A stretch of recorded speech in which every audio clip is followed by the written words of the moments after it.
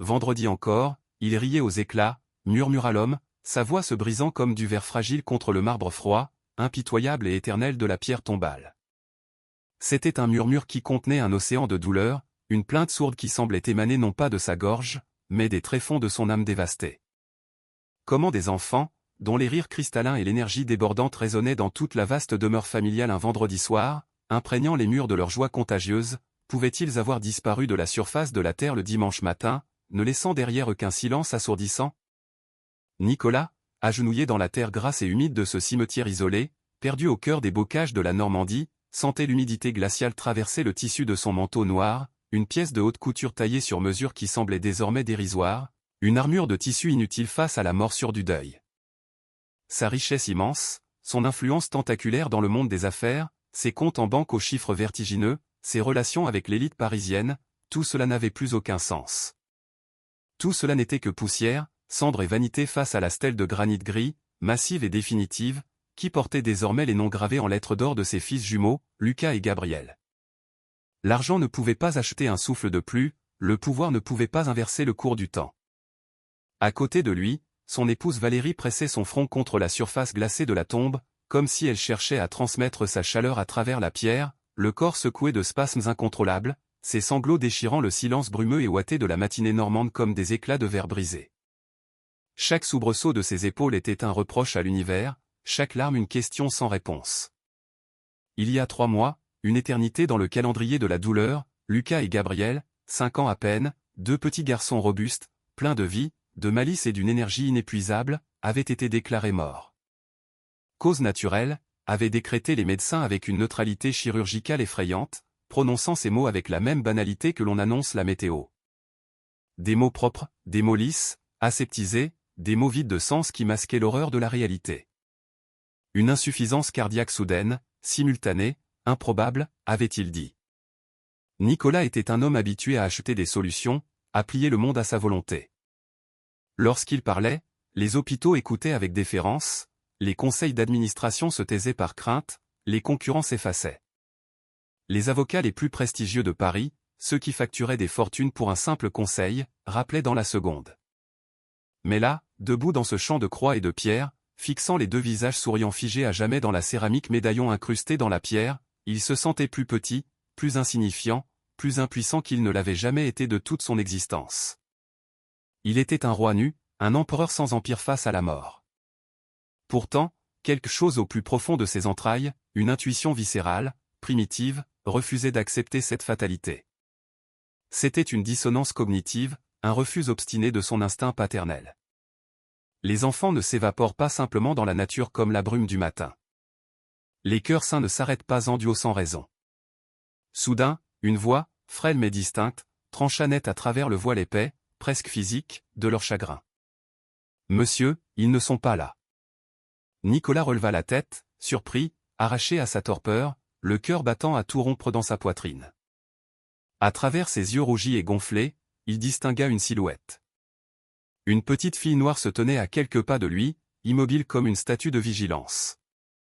Elle était pieds nus dans l'herbe mouillée et glaciale, sa robe déchirée et trop légère pour la saison flottant au vent mordant, les yeux grands ouverts mais d'un calme déconcertant, presque surnaturel. Son nom, apprendrait-il bientôt, était Chloé. Elle ne semblait pas appartenir à ce lieu de mort, mais portait en elle une gravité bien au-delà de son âge. Elle pointa un doigt tremblant, sali par la terre et la survie, vers la tombe, puis tourna lentement ce même doigt vers la route sinueuse qui longeait le muret du cimetière. « Vos garçons, dit-elle doucement, sa voix n'étant qu'un souffle, comme si elle avait peur que la vérité elle-même ne la brûle ou ne provoque une catastrophe. Ils sont vivants. Ils vivent là où je dors. » Le monde de Nicolas sembla basculer sur son axe. Le ciel gris de Normandie parut s'effondrer. Valérie laissa échapper un hoquet de stupeur, se redressant brusquement, le visage maculé de larmes et de terre.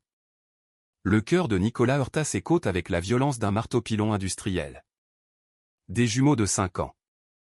Un orphelinat. Une enfant qui n'avait absolument rien à gagner et tout à perdre en brisant le silence, en s'exposant ainsi. À cet instant précis, le chagrin monolithique, cette montagne noire qui l'écrasait depuis des mois, se fissura pour laisser place à quelque chose de plus tranchant, de plus douloureux encore, mais infiniment plus vital. L'espoir. Un espoir fou, irrationnel, violent. Il se mêla à la terreur pure. Car si Chloé disait vrai, alors leur fils n'était pas mort paisiblement. Ils avaient été volés. Ils avaient été enlevés. Ils souffraient peut-être. Et rien, absolument rien dans la vie bien ordonnée, planifiée et luxueuse de Nicolas, ne serait plus jamais comme avant. Il se releva lentement, ses articulations craquant, comme si l'air autour de lui s'était solidifié en verre et qu'il devait le briser pour bouger. « Qu'est-ce que tu as dit ?» Sa voix sortit rauque, éraillée, usée par les pleurs, à peine plus forte que le vent qui soufflait à travers les branches nues des arbres centenaires du cimetière normand. La fillette ne s'enfuit pas. Elle ne recula pas. Elle ne sourit pas non plus. Elle ne tendit pas la main pour mendier une pièce, comme le faisaient parfois les enfants des rues. Elle restait juste là, plantée dans la terre, ses petites épaules tendues sous le tissu fin, les poings serrés contre ses flancs comme si elle s'accrochait à tout le courage dont son petit corps malingre était capable. Elle portait le poids d'un secret trop lourd pour elle. « Ils ne sont pas morts », répéta-t-elle avec une assurance désarmante, une certitude qui glaça le sang de Nicolas. « Je connais leurs prénoms. Lucas et Gabriel. Ils dorment sur le matelas juste à côté du mien. » Valérie chancela en se remettant debout, manquant de perdre l'équilibre, ses talons s'enfonçant dans la boue. Elle s'agrippa au bras de son mari comme à une bouée de sauvetage. « Comment connais-tu leurs prénoms ?» demanda-t-elle, une main pressée contre sa bouche pour étouffer un cri, ses yeux écarquillés où la peur et l'espoir entraient en collision violente, menaçant de la faire sombrer dans la folie. La petite fille avala sa salive difficilement, sa gorge maigre bougeant visiblement. « À cause des bracelets, dit-elle simplement. Un bleu pour Lucas, un vert pour Gabriel. Ils pleurent la nuit. Ils appellent leur maman. » Quelque chose à l'intérieur de Nicolas se brisa net. Ce n'était pas une fissure, c'était une rupture propre, nette et définitive de la réalité qu'il avait acceptée. L'image de ses fils pleurant dans le noir, appelant Valérie, le transperça plus violemment qu'une balle. Ses genoux flanchèrent et il dut agripper le bord tranchant de la pierre tombale pour ne pas s'effondrer dans la boue, salissant ses mains sur le monument qu'il avait payé une fortune. Aucun étranger ne pouvait inventer des détails aussi précis. Les couleurs des bracelets de naissance qu'il portait parfois pour jouer. Aucun enfant ne porterait une telle terreur dans le regard, une telle urgence, pour un simple mensonge. C'était la vérité. Une vérité horrible, impensable, mais une vérité. « Où » murmura Nicolas, la gorge serrée par un étau invisible. « Où les as-tu vus » La fillette hésita, jetant un coup d'œil craintif par-dessus son épaule, scannant les alentours comme si les ombres elles-mêmes écoutaient leur conversation, comme si les corbeaux perchés sur les croix étaient des espions. « Un foyer, dit-elle tout bas, le mot sonnant comme une prison. De l'autre côté de la ville, près des voies ferrées désaffectées. Personne ne pose de questions là-bas. Les enfants apparaissent, c'est tout. » Elle baissa encore plus la voix, se penchant vers eux, conspiratrice malgré elle. Ils ont été amenés tard le soir. Une voiture blanche, luxueuse. 2 hommes. Les garçons tremblaient de tout leur corps, ils étaient terrifiés. Valérie laissa échapper un son qui n'était ni tout à fait un cri, ni tout à fait une prière, mais un râle de douleur pure, le son d'une mère dont la blessure est rouverte à vif. Nicolas sentit la main de sa femme s'agripper à sa manche avec une telle force que ses ongles traversèrent le tissu, comme si elle craignait de disparaître elle aussi si elle lâchait prise. La fillette baissa les yeux vers ses pieds nus, rougis par le froid et couvert d'égratignures. « Je m'appelle Chloé », ajouta-t-elle doucement. « Je les cache parfois des adultes. Ils ont tellement peur des gardiens. » Nicolas s'agenouilla devant elle, son manteau de luxe frottant désormais la terre et les feuilles mortes sans qu'il ne s'en soucie une seule seconde. Sa richesse, son statut, son image, tout était effacé d'un seul geste d'humilité face à cet enfant. Il la regarda comme un homme en train de se noyer regarde la surface de l'eau, comme le seul point de lumière dans un univers de ténèbres. « Si ce que tu dis est vrai, » dit-il, la voix brisée et tremblante malgré ses efforts surhumains pour rester digne, « tu ne viens pas seulement de trouver mes fils, Chloé. » Chloé croisa enfin son regard, ses yeux noirs plongeant dans les siens. « Tu les as sauvés. » Et dans l'espace infime entre cette tombe froide et cette vérité fragile, le chagrin commença à desserrer son étau d'acier, remplacé par quelque chose de bien plus dangereux, de bien plus volatile, l'espoir actif. La fureur. Le paysage changea radicalement alors qu'il suivait Chloé.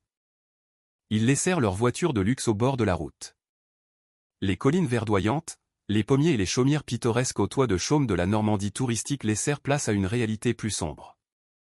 Des trottoirs fissurés, envahis par les mauvaises herbes, des devantures de magasins fermés aux rideaux de fer tagués, des lampadaires clignotant à l'approche de la zone industrielle délaissée.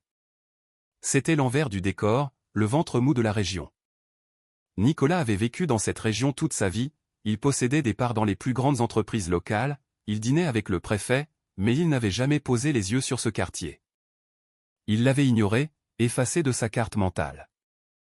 Les talons de Valérie s'enfonçaient dans la boue et les détritus alors qu'elle marchait, sa main verrouillée dans celle de Nicolas, comme si lâcher prise risquait de briser le lien ténu qui les reliait à leurs enfants. L'orphelinat, ou ce qui servait de foyer, se dressait au bout d'une rue étroite et sombre, telle une pensée oubliée, un bâtiment sombre et menaçant. C'était une bâtisse de 3 étages, une ancienne usine peut-être, avec une peinture écaillée qui tombait en lambeaux comme une peau malade, des fenêtres colmatées avec du carton et du plastique. L'air sentait le béton humide, la moisissure, la fumée âcre des feux de poubelle et quelque chose de plus vieux, de plus insidieux encore, la négligence systémique. Au loin, on entendait le grondement sourd et rythmé d'un TER qui passait, faisant vibrer le sol et les flaques d'eau. Chloé se glissa par une porte latérale entr'ouverte, rouillée, et fit signe de garder le silence absolu. Les adultes n'écoutent pas les enfants ici, chuchota T.L. Nous sommes invisibles pour eux. Chaque marche de l'escalier en bois craquait sous leurs pas comme un avertissement sinistre, menaçant de céder. L'odeur de choux bouillis et de désinfectant bon marché prenait à la gorge. Le cœur de Nicolas battait si fort contre sa poitrine qu'il était certain que le bruit allait les trahir, résonnant comme un tambour de guerre dans le silence du couloir. Puis, il l'entendit. Un son. Un son si petit, si ténu, si familier qu'il faillit le briser en deux sur place. Des pleurs. Des pleurs étouffés, fatigués. Valérie cessa de respirer. Elle se figea. Ce sont eux, murmura-t-elle. Ce n'était pas une question, c'était une certitude viscérale, cellulaire. Une mère reconnaît le pleur de son enfant entre mille. Chloé hocha la tête gravement. S'il vous plaît, dit-elle doucement, posant sa petite main sur le bras de Nicolas. Ne vous précipitez pas. Ils ont peur des adultes maintenant. Ils croient que tout le monde est méchant. Nicolas ravala chaque instinct qui hurlait en lui de courir, de défoncer les portes, de hurler, et laissa la fillette les guider. Elle poussa une porte pas plus grande que celle d'un placard, dont les gonds grincèrent plaintivement. Pas de lit confortable, pas de jouets, juste de fines couvertures grises jetées à même le sol poussiéreux. Et ils étaient là. Lucas et Gabriel. Assis recroquevillés l'un contre l'autre dans un coin, sale, les cheveux emmêlés, plus maigres que dans les souvenirs de Nicolas, les pommettes saillantes, les yeux trop grands pour leurs visages émaciés cernés de noir. Vivant. Respirant. Réel. Pas des noms sur une pierre, mais de la chair et du sang. Valérie s'effondra à genoux, un son s'arrachant de sa poitrine, mi-sanglot, mi-prière de gratitude, un son brut et animal. La vision de Nicolas se brouilla par les larmes alors qu'il tombait à côté d'elle, son corps secoué de tremblements incontrôlables, ses mains cherchant le sol pour ne pas tomber. Les garçons reculèrent instinctivement, se cachant derrière Chloé, leurs yeux écarquillés par la terreur. Ils ne reconnaissaient pas ces figures d'adultes bouleversés. C'est bon, chuchota Chloé en s'agenouillant près d'eux, sa voix douce comme une caresse. Vous êtes en sécurité. Regardez bien. Ce ne sont pas les méchants. Nicolas se baissa à leur niveau, rampant presque, les larmes coulant librement sur ses joues, ruinant son visage de stoïque homme d'affaires. Lucas. Gabriel. C'est papa. C'est maman. Pendant un battement de cœur qui dura une éternité, rien ne se passa. Le silence était absolu, seulement troublé par le passage lointain d'un autre train. Puis, le front de Lucas se plissa. Une lueur, infime d'abord, puis grandissante, de reconnaissance vacilla dans ses yeux ternes. Sa lèvre trembla. « Papa » murmura-t-il, comme s'il testait un mot interdit. Ce seul mot fit voler le monde en éclats. La digue rompit. Lucas courut, trébucha et se jeta dans les bras ouverts de Nicolas. Gabriel suivit une seconde plus tard, s'accrochant au cou de Valérie comme si la lâcher signifiait disparaître à nouveau dans le néant, s'enfouissant dans son parfum familier. Ils pleurèrent ensemble sur ce sol crasseux, 4 cœurs brisés qui se recousaient, se ressoudaient dans un enchevêtrement de bras et de larmes. Et debout à côté d'eux, Chloé observait en silence, une petite sentinelle solitaire. Parce que parfois, les mains les plus petites portent les miracles les plus lourds. Ils ne quittèrent pas l'orphelinat tout de suite. Ils ne pouvaient pas. L'émotion était trop forte pour bouger. Lucas et Gabriel, même dans les bras de leurs parents, s'accrochaient au tissu de la robe de Chloé comme si elle était le sol sous leurs pieds, la seule constante, la seule chose qui n'avait pas disparu pour eux dans ce cauchemar. Nicolas le remarqua à travers ses larmes. La façon dont les garçons se penchaient vers elle, la façon dont leur respiration ne ralentissait que lorsqu'elle restait proche. Une vague de gratitude monta en lui, lourde, puissante et humiliante. Il avait tout l'argent du monde, mais c'était cet enfant sans rien qui avait sauvé sa vie. Puis Chloé parla de nouveau, plus doucement cette fois, ses yeux scannant la porte. « Attention. Il y a autre chose. Vous devez savoir. » Nicolas sentit sa colonne vertébrale se raidir. L'instinct de protection, désormais réveillé et rugissant, prit le dessus. « Dis-moi. » Elle regarda vers la fenêtre brisée où le crépuscule commençait à saigner dans la nuit naissante, teintant le ciel de violet et de gris. Une femme vient ici parfois. Pas comme les autres. Pas comme les directrices. Chloé chercha les mots justes, fouillant dans son vocabulaire limité pour décrire l'indescriptible. Elle sent cher. Comme les magasins du centre-ville. Ses vêtements sont propres, sans un pli. Ses cheveux sont toujours parfaits, brillants. Le front de la fillette se plissa d'effort. Elle pleure au portail, mais pas comme les gens tristes pleurent. Pas comme vous. Elle pleure comme les gens qui ont peur. Ou qui sont en colère. Nicolas sentit le sang se retirer de son visage, le laissant livide.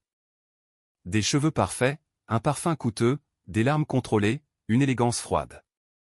Valérie comprit avant même qu'il ne parle. Elle se raidit contre lui. « Nicolas » murmura-t-elle, son souffle court. Un nom remonta à la surface de l'esprit de Nicolas comme un cadavre qu'on a essayé de noyer mais qui refuse de couler. Nathalie. Son ex-femme. La femme qui ne lui avait jamais pardonné d'être partie, qui n'avait jamais accepté le divorce, qui n'avait jamais toléré qu'il ait construit une nouvelle vie, une nouvelle famille, un bonheur qu'elle ne pouvait plus contrôler ni posséder. La femme qui souriait en public lors des galas et punissait en silence, dont la cruauté était aussi raffinée que sa garde-robe. Elle avait les cheveux bruns? Coupés au carré? Demanda Nicolas, sa voix blanche, connaissant déjà la réponse. Chloé hocha la tête. Elle regarde. Elle n'entre jamais. Elle parle aux hommes de la voiture blanche, elle leur donne des enveloppes. Les mains de Valérie se mirent à trembler violemment. Tu penses qu'elle... Nicolas ferma les yeux, une douleur lancinante traversant ses tempes. Les pièces du puzzle s'assemblèrent avec une clarté terrifiante, diabolique. La paperasse précipitée à l'hôpital, les certificats de décès impeccables arrivaient trop vite, le médecin remplaçant qu'on ne pouvait pas retracer ensuite, l'incinération qu'elle avait suggérée avec insistance, qu'ils avaient refusée de justesse pour l'enterrement. Une tragédie trop propre, trop scénarisée pour être réelle. Elle ne les voulait pas morts, dit-il lentement, la colère, une colère froide et meurtrière, brûlant sa poitrine.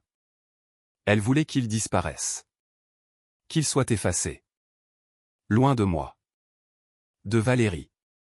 De cette vie dont elle ne faisait plus partie. Elle voulait me détruire en m'enlevant ce que j'avais de plus cher, tout en gardant le contrôle sur eux. Chloé se rapprocha des garçons, protectrice. Elle me fait peur, dit-elle honnêtement, comme si elle avouait une faute grave.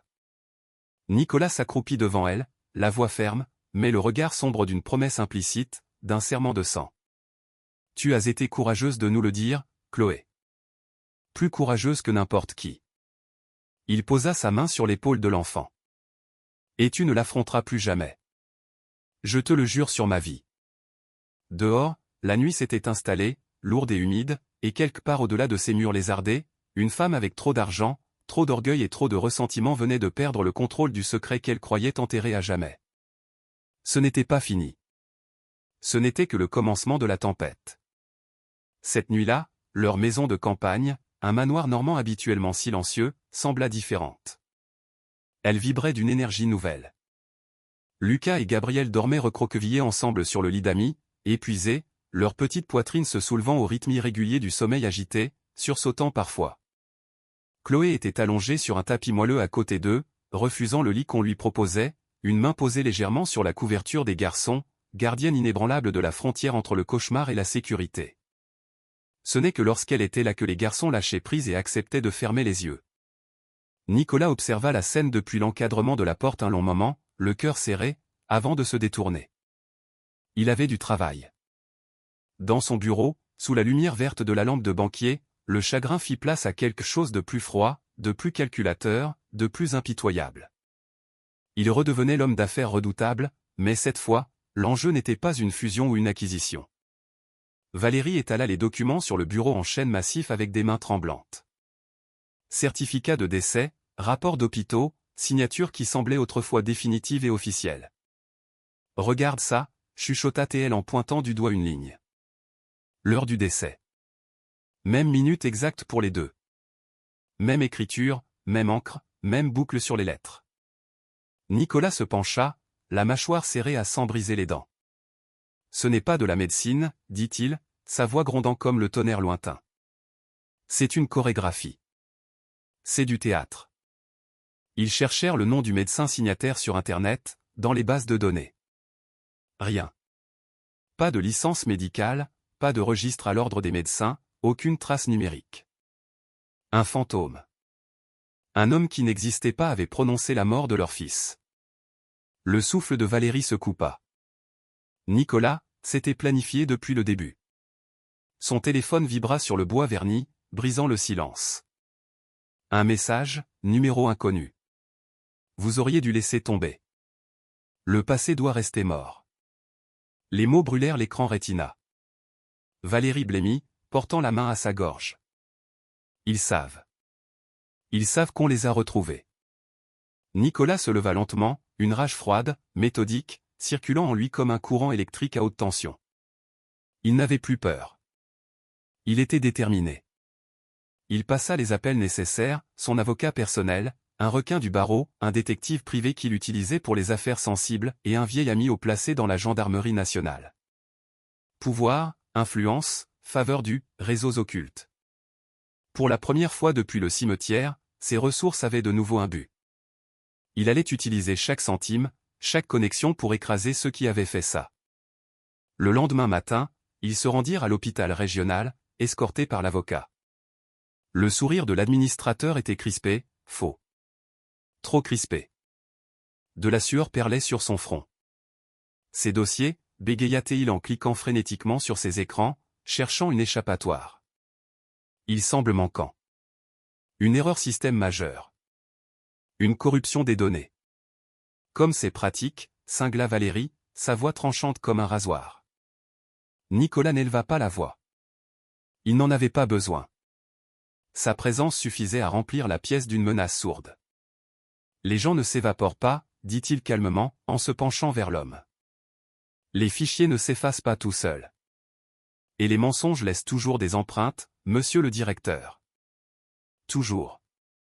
Dehors, la ville continuait de vivre comme si de rien n'était, les bus passaient, les gens allaient au travail. Mais Nicolas connaissait la vérité maintenant. Quelqu'un avait falsifié la mort pour voler la vie. Quelqu'un avait signé le silence de ses fils et s'attendait à ce qu'il pleure poliment, qu'il tourne la page, qu'il accepte l'impossible et retourne à ses affaires. Il pensa à Chloé, pieds nus et brave, portant une vérité que personne ne lui avait demandé de porter, défiant ce système corrompu. Et alors que Nicolas regardait l'horizon brumeux de Normandie qu'il pensait dominer, une chose devint claire, ce n'était plus une question de perte ou de deuil. C'était une question d'exposition. De justice biblique. Et la vérité venait pour tout le monde, comme une marée montante. Ils retournèrent à l'orphelinat en pleine lumière, accompagnés d'avocats, de gardes du corps privé et d'un sentiment d'urgence qui avait un goût métallique dans la bouche de Nicolas. Ils devaient récupérer les affaires des enfants, officialiser les choses, sortir Chloé de là. Chloé tenait Lucas et Gabriel tout contre elle dans la voiture pendant que les adultes entraient dans le bâtiment. Mais Nicolas sentit un mauvais présage. L'orphelinat semblait vide. Trop calme. Quelques minutes plus tard, Nicolas ressortit en courant, le visage décomposé. Ils ne sont plus là. La directrice a disparu. cria-t-il aux gardes. Mais les enfants étaient dans la voiture. Non. Il se tourna vers la voiture. La portière arrière était ouverte. Vide. Non, souffla Valérie, sortant du véhicule où elle attendait. Je me suis juste retourné une seconde pour prendre mon sac. Nicolas se précipita. Sur le sol du parking, des traces de pneus frais. De larges marques de dérapage marquaient la poussière comme une signature violente. Et là, accroché à un grillage déchiré, un lambeau de tissu jaune. La robe de Chloé. Ils les ont repris, dit Nicolas, sa voix tremblant de fureur pure. Ils les ont tous pris. Pendant que nous étions à l'intérieur. C'était un piège. L'enquêteur privé s'accroupit, traçant les marques. Ils sont allés vers l'aile désaffectée de la zone industrielle, les vieux entrepôts textiles. C'est un cul-de-sac. Nicolas n'attendit pas. Il remonta en voiture, ordonnant au chauffeur de foncer. Le trajet fut un flou de vitesse et de peur. Le couloir industriel était sombre, encombré de débris, des rats s'enfuyant à leur passage. Valérie suivait, le souffle court, la peur se transformant en une résolution brûlante. Chaque seconde résonnait avec la même pensée obsédante, je les ai encore laissés tomber.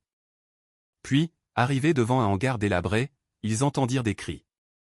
Ils firent irruption dans une pièce vaste et poussiéreuse. Lucas, Gabriel, Chloé, ligotés sur des chaises, tremblants, mais vivants. Un homme de main masquée montait la garde. À la vue de Nicolas et de ses gardes du corps armé, l'homme n'hésita pas. Il se rua vers une fenêtre brisée, disparaissant dans la ruelle en contrebas avec une agilité de rat. Nicolas tomba à genoux, sortant un couteau de poche pour trancher les cordes, tirant les 3 enfants contre sa poitrine comme s'il pouvait les souder à lui par la seule force de sa volonté. Il vérifia chaque membre, chaque visage. Il a dit qu'on disparaîtrait encore pour toujours, sanglota Lucas, terrifié. Chloé tremblait violemment, mais se tenait droite malgré les liens qui avaient marqué ses poignets. Je n'ai pas lâché, dit-elle, les dents claquant. J'avais promis. J'ai mordu le monsieur. Sur le sol, près de l'endroit où l'homme s'était tenu, un petit objet capta la lumière d'un rayon de soleil traversant le toit percé, une broche en or, distinctive, avec des initiales gravées NH. C'était un bijou de créateur, unique. Valérie la ramassa avec des doigts tremblants. Elle reconnut l'objet. Elle l'avait vu sur des photos de magazines. Nathalie, dit-elle, la certitude durcissant sa voix en acier. C'est elle. Elle était là. Elle supervisait. Nicolas regarda ses enfants, regarda Chloé, et quelque chose se figea dans ses yeux. Ce n'était plus de la peur. C'était la guerre totale, et il avait fini de fuir ou de subir. Ils ne firent pas 10 pas sur le parking de l'entrepôt avant que le piège final ne se referme. Une voiture blanche, immaculée, glissa devant eux, les pneus crissant sur le gravier, bloquant la sortie comme une sentence finale. Le contraste entre le véhicule de luxe et la ruine environnante était obscène. Le moteur ronronnait calmement. La porte du conducteur s'ouvrit. Nathalie en sortit. Elle était impeccable, comme toujours. Manteau cintré de grandes marques, talons vernis ne craignant pas la boue, cheveux lisses comme du verre, un carré parfait. Pas une seule mèche ne dépassait. Seuls ses yeux la trahissaient, vides, froids, calculateurs, comme une maison abandonnée depuis longtemps où brûle encore une seule lumière malveillante. Nicolas, dit-elle légèrement, d'un ton mondain, comme si elle le saluait lors d'un vernissage ou d'un gala de charité. Tu as toujours été si dramatique. Toujours à courir après la vérité. Nicolas bougea instinctivement, se plaçant comme un bouclier humain entre elle et les 3 enfants. Lucas et Gabriel agrippaient les mains de Chloé, qui se tenait en avant, défiante. Valérie sentit son corps trembler, non de peur, mais de rage pure, une rage volcanique. Tu as fait ça, dit Nicolas, la voix basse, stable, terrifiante de calme. Tu as falsifié leur mort. Tu as payé des médecins, des directeurs. Tu as volé mes fils. Tu as volé leur enfance. Nathalie sourit, un sourire sans chaleur. Pas de déni. Pas de honte. Bien sûr que je l'ai fait. Elle inclina la tête, ajustant son gant en cuir. Tu as démonté ma vie pièce par pièce avec ce divorce. Tu m'as humilié. Je t'ai simplement rendu l'appareil. Je t'ai pris ce qui comptait le plus. Valérie s'avança, sortant de l'ombre de son mari. Nos enfants, dit-elle, les larmes de rage brûlant ses yeux. Tu as transformé leur vie en paperasse administrative. Des tombes, des traumatismes, des nuits de terreur. Ils n'étaient pas censés mourir. C'étaient des enfants innocents. Nathalie claqua soudainement, le masque de glace se fissurant pour révéler la folie dessous. Ils étaient censés disparaître. Hurla-t-elle, perdant son sang-froid. Quelque part où je pourrais contrôler les choses. Quelque part où tu ne pourrais pas les atteindre, où tu souffrirais éternellement sans savoir. Je voulais te voir briser. La prise de Chloé se resserra sur les mains des jumeaux. Nathalie lui jeta un regard chargé d'un mépris ouvert, raciste et classiste. Et cette petite gamine des rues a tout gâché. Une moins que rien qui se mêle de ceux qui ne la regardent pas. Avant que Nicolas ne puisse répondre ou se jeter sur elle, des sirènes hurlèrent dans la nuit. Le son monta crescendo, enveloppant l'entrepôt. Des gyrophares bleus inondèrent le parking, se reflétant sur les flaques d'eau et la voiture blanche. L'ami de la gendarmerie n'avait pas perdu de temps. Les voitures de gendarmerie les encerclèrent. Les portières claquèrent. Des hommes en uniforme, armes au poing, sortirent. Une voix familière, amplifiée par un mégaphone, retentit. Nathalie. Vous êtes en état d'arrestation. Mettez les mains sur la tête. Le sourire de Nathalie revint, mince, tremblant et tranchant comme un éclat de verre. Tu penses que ça me termine ? Chuchota-t-elle à l'adresse de Nicolas alors que les gendarmes s'approchaient pour lui passer les menottes autour de ses poignets manucurés. J'ai de l'argent. J'ai les meilleurs avocats. Je sortirai en une semaine. Nicolas soutint son regard sans ciller, la dominant de toute sa hauteur. J'ai la vérité, dit-il. Et j'ai mes enfants vivants. Et cette fois, Nathalie, l'argent ne te sauvera pas. J'y veillerai personnellement. Alors qu'on l'emmenait vers le fourgon, Lucas enfouit son visage dans le manteau de Nicolas. Gabriel s'accrocha à la jambe de Valérie. Chloé se tenait tranquillement, les épaules tremblantes de décompression. Mais elle ne pleurait pas. Elle avait tenu bon.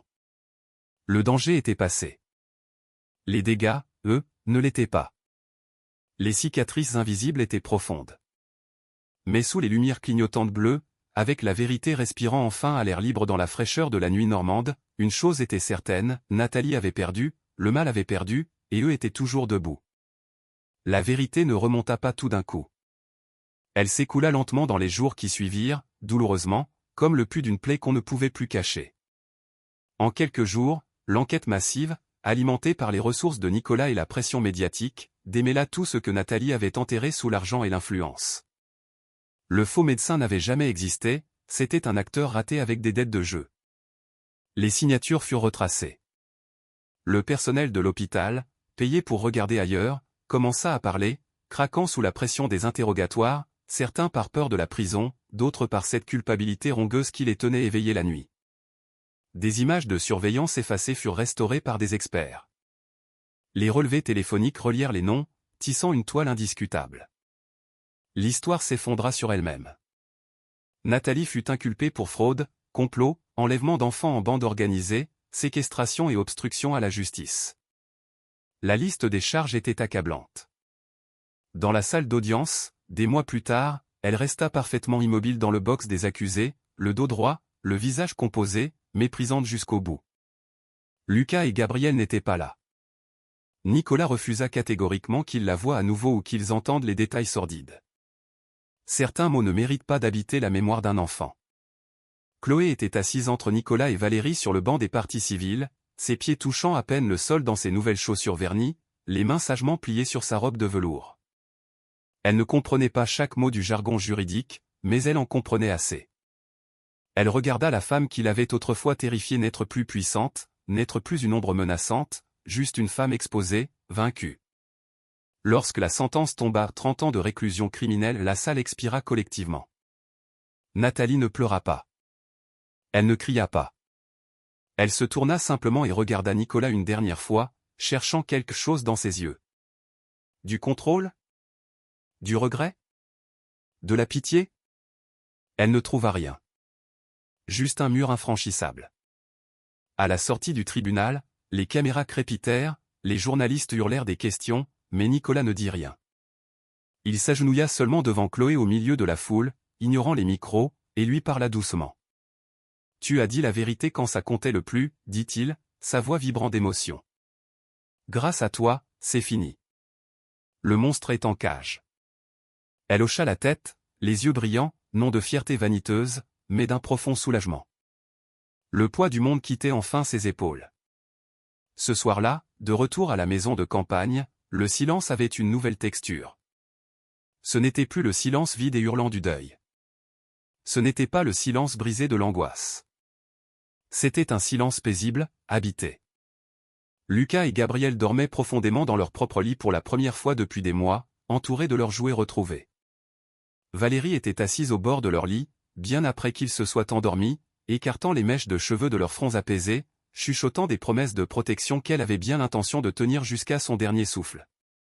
Nicolas se tenait dans l'embrasure de la porte, les observant tous, sentant son cœur battre enfin à un rythme normal.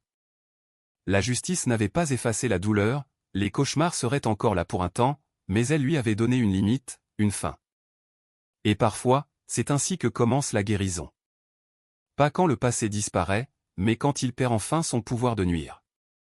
Des mois plus tard, le bruit des rires revint dans la propriété. Doux au début, hésitant, comme quelque chose qui n'était pas sûr d'avoir le droit d'exister à nouveau. Nicolas se tenait dans le grand jardin alors que Lucas et Gabriel se balançaient tour à tour sur la balançoire en bois qu'il avait réparée. Leurs pieds donnaient des coups de pied dans l'air, leurs rires étaient inégaux, parfois trop forts, parfois trop brefs, mais réels. Les cicatrices psychologiques étaient toujours là. Les cauchemars qui les réveillaient en pleurs, les sursauts soudains au bruit fort comme le passage lointain d'un train ou un orage. Mais la thérapie aidait. L'amour inconditionnel aidait encore plus. Valérie étala une grande couverture sur l'herbe verte, le soleil doux de Normandie réchauffant son visage alors qu'elle les regardait jouer. Elle sourit comme le font les gens qui reviennent de l'enfer, quand la joie semble fragile, précieuse, quand ils ont peur qu'elle disparaisse s'ils la regardent trop fixement. Et puis il y avait Chloé. Elle était assise au bord de la couverture, portant une simple robe jaune soleil qui semblait encore étrange contre sa peau, habituée aux haillons. Elle tenait une crêpe au sucre à deux mains, savourant chaque bouchée. Ses cheveux étaient soigneusement tressés maintenant avec des rubans colorés, ses chaussures lui allaient parfaitement, mais parfois elle regardait encore autour d'elle, scrutant l'horizon, comme si elle attendait que quelqu'un surgisse pour lui dire que tout cela n'était pas à elle, que c'était une erreur. « Monsieur. Nicolas ?» demanda-t-elle doucement, hésitante. Il se tourna vers elle, posant son journal. « Oui, ma puce. Est-ce que je reste vraiment? Pour de vrai ?» La question le frappa plus fort qu'aucun verdict de tribunal, plus fort qu'aucune perte financière ne l'avait jamais fait. Elle s'attendait encore à être rejetée. Nicolas s'agenouilla devant elle dans l'herbe, tachant son pantalon sans hésiter, et croisa ses yeux. Les mêmes yeux insondables qui étaient restés sans cligner dans un cimetière brumeux quand la vérité était trop lourde pour la plupart des adultes. « Chloé, dit-il avec une gravité douce. Tu es restée quand les autres sont partis. Tu as protégé mes fils, tes frères de cœur, quand tu n'avais rien, pas même des chaussures. Tu as dit la vérité quand c'était dangereux, quand tu risquais tout. » Sa voix s'adoucit, se brisant d'émotion. « Si tu le veux, c'est ta maison. Ce sera toujours ta maison. Nous sommes ta famille. » Le souffle de Chloé se coupa. Ses yeux s'emplirent de larmes. « Pour toujours ?» Valérie les rejoignit, s'asseyant près d'eux et posant une main rassurante et chaude sur l'épaule de la fillette. « Pour toujours, affirma-t-elle. Nous avons signé les papiers ce matin. Tu es notre fille. » Chloé ne pleura pas tout de suite. Elle hocha juste la tête lentement, comme quelqu'un qui a peur que la joie soit une ruse cruelle. Puis Lucas courut vers elle, abandonnant la balançoire, et attrapa sa main avec force. « Viens nous pousser, Chloé !» cria-t-il joyeusement. « T'es notre sœur. Allez viens. » C'est à ce moment-là qu'elle craqua, laissant enfin les larmes de joie couler, son visage s'illuminant d'un sourire radieux. Plus tard, alors que le soleil descendait bas sur l'horizon, peignant le ciel normand de touches d'or et de roses, une odeur riche et réconfortante de bœuf bourguignon s'échappait de la cuisine ouverte sur le jardin. Les cinq s'assirent ensemble dans l'herbe pour un pique-nique improvisé, recousu par la perte, liés par la survie, tenus ensemble par choix et par amour. Ce n'était pas la famille que quiconque avait planifiée sur papier glacé. Mais c'était celle qui était restée. Celle qui avait survécu au feu. Et parfois, cela fait toute la différence. Parfois, la guérison n'arrive pas avec le tonnerre et les éclairs.